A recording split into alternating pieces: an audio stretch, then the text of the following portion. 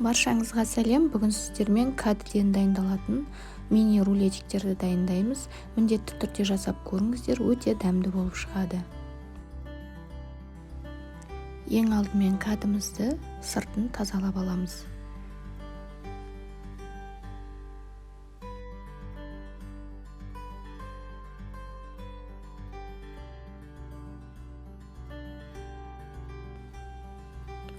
Одан кейін осы видеода көрсетілгендей етіп жұқалап кесіп шығамыз барлығын.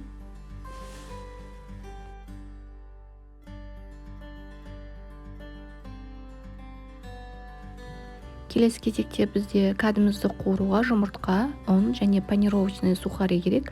Жұмыртқамызды араластырып жібереміз. Одан кейін кәдімізді ұнға, одан кейін жұмыртқаға,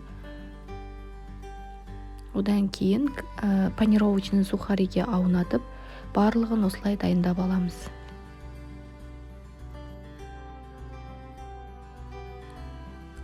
Егер де сіздерге видео ұнап жатса, лайк басып, каналға тіркелуді ұмытпаңыздар.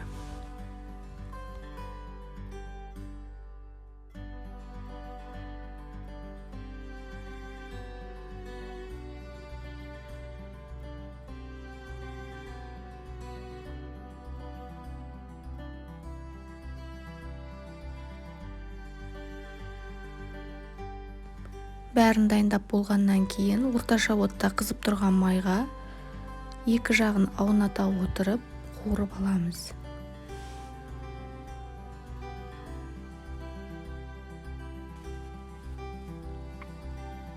Ал барлығын қуырып алдым. Енді салмасын дайындаймыз. Салмасына мен алдын ала сарымсақты және аскөкті турап майдалап дайындап қойдым. Осыны майонезге салып, ортасына жағып, рулет сияқты ораймыз. Мен арасына тағы да әдем болу үшін аскөк салдым. Ол міндетті емес. Осылай орап, барлығын дайындап шығамыз.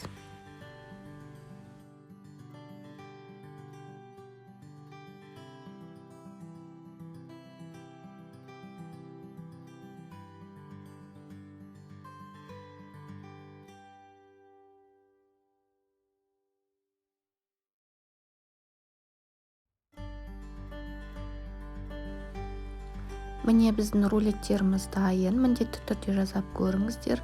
Рахмет, сіздерге ас болсын.